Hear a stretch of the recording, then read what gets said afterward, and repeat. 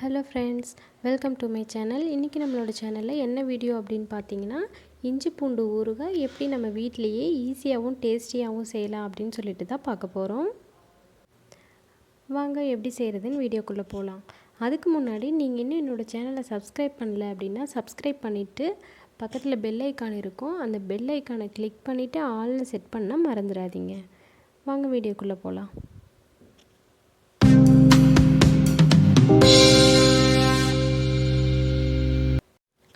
இந்த ஊறுகாய் செய்கிறதுக்கு நான் ஒரு 200 கிராம் அளவுக்கு இஞ்சி தோல் செதுக்கிட்டு பொடி பொடியாக கட் பண்ணி வச்சுருக்கேன். அது கூட ஒரு 50 கிராம் அளவுக்கு பூண்டு உரித்து எடுத்து வச்சுருக்கேன். இது ரெண்டையும் மிக்சியில் போட்டு இந்த மாதிரி ஒன்றும் பாதியாக அரைச்சி எடுத்துக்கலாம். ரொம்ப நைஸாக பேஸ்ட் மாதிரி இருக்கணும் அப்படின்ட்டு அவசியம் இல்லை, இந்த மாதிரி இருந்தால் போதும். இப்போது நான் ஒரு பேனில் ஒரு 100 மில்லி அளவுக்கு கடலை எண்ணெய் யூஸ் பண்ணியிருக்கேன். நல்லெண்ணெய் கூட நீங்கள் யூஸ் பண்ணிக்கலாம், இன்னும் டேஸ்ட்டாக இருக்கும். அது கூட ஒரு ஸ்பூன் அளவுக்கு கடுகு பொரிஞ்ச உடனே நம்ம அரைச்சி எடுத்து வச்சுருக்க இஞ்சி பூண்டு அந்த இது போட்டுடலாம்.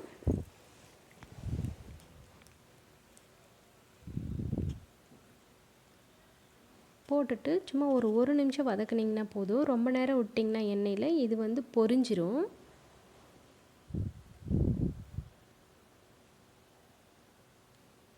பாருங்கள், வதங்கின உடனே பெருங்காயம்,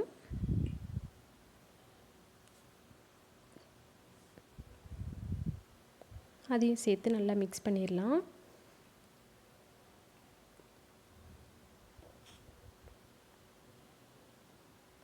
கொஞ்சமாக மஞ்சள் தூள், 2 ஸ்பூன் அளவுக்கு சில்லி பவுடர். இது 2லேருந்து 2.5 கூட நீங்கள் ஆட் பண்ணிக்கலாம்.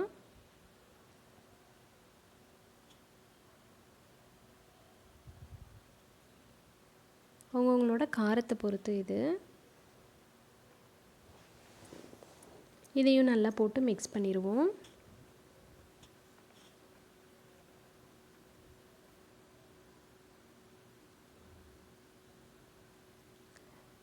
வெந்தய பவுடர் வெந்தயத்தை வறுத்து ஒரு 1/2 ஸ்பூன் அளவுக்கு பவுடர் பண்ணி வச்சுருக்கேன். அந்த பவுடர் இதில் சேர்த்துக்கிறேன்.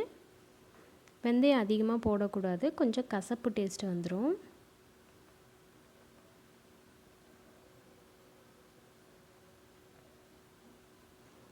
இப்போது ஒரு சின்ன நெல்லிக்காய் அளவுக்கு புளியை கரைச்சி எடுத்து வச்சுருக்கேன். அந்த புளி கரைசலை இதில் ஊற்றிடுவோம்.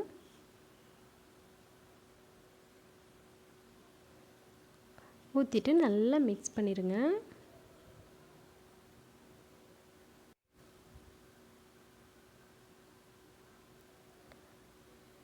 ஒரு ஸ்பூன் அளவுக்கு நான் நாட்டு சர்க்கரை எடுத்திருக்கேன். நீங்கள் சர்க்கரை வேணாலும் யூஸ் பண்ணிக்கலாம், பனவெல்லம் இருந்ததுன்னா அது கூட யூஸ் பண்ணிக்கலாம்.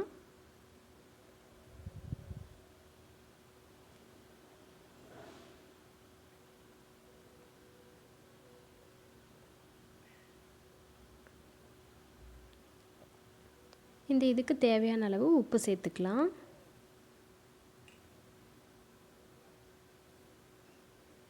உப்பு சேர்த்துட்டு நல்லா கலந்து விட்டுருங்க.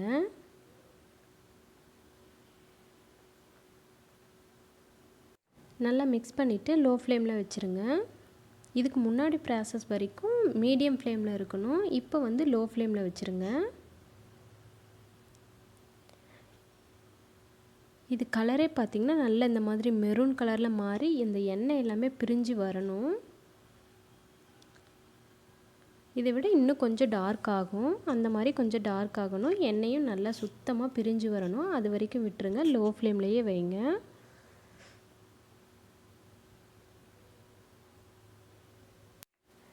பாருங்கள், எண்ணெயும் நல்லா பிரிஞ்சு வந்துருச்சு, கலரும் நல்லா டார்க் கலர் ஆகிடுச்சு.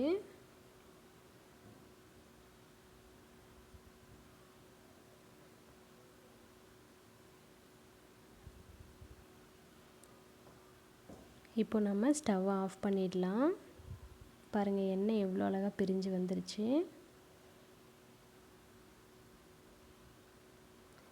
நல்லா ஆறின உடனே ஒரு நல்ல எம்டி கண்டெய்னரில் எடுத்துகிட்டு மாற்றி வச்சுருங்க.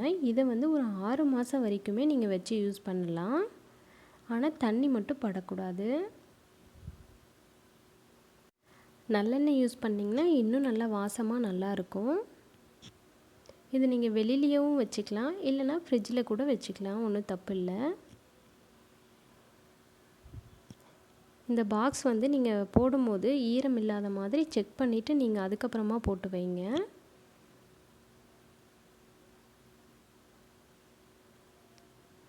இந்த வீடியோ உங்களுக்கு பிடிச்சிருக்குன்னு நினைக்கிறேன். பிடிச்சிருந்தா லைக் பண்ணுங்கள். எப்படி இருக்குன்னு ட்ரை பண்ணிவிட்டு கமெண்ட் பண்ணுங்கள்.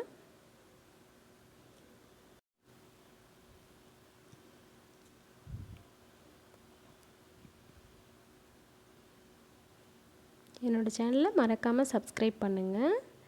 தேங்க்யூ. மறக்காமல் உங்கள் ஃப்ரெண்ட்ஸுக்கும் ஷேர் பண்ணுங்கள். நன்றி.